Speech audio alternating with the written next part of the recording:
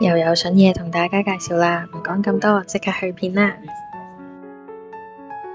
望住咁靚嘅景觀，係咪以為大單位呢？錯啦，答案係一房咋，可以望住內園景嘅一房，可以話實屬少有啊！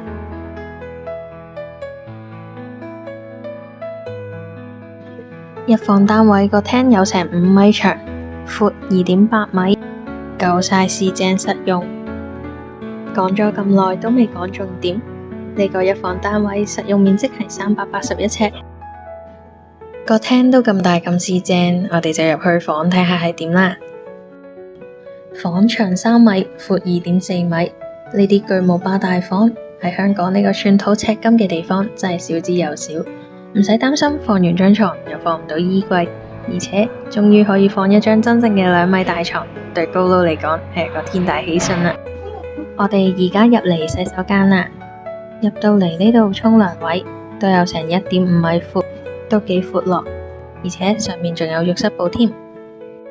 行返出嚟，梗係唔少得有鏡面櫃啦，入面放啲洗手用品，不特止，仲可以放埋啲護膚品，洗完面用啱啱好啊！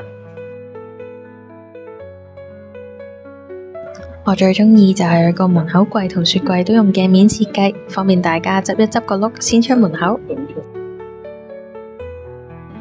而雪櫃嘅牌子就用返大家熟悉嘅西門子。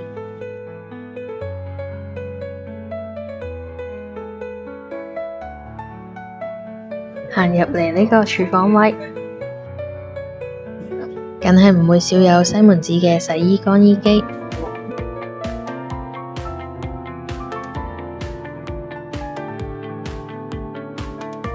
仲有 Mia Cucina 嘅抽油煙機，同埋 Mia Cucina 嘅電磁爐。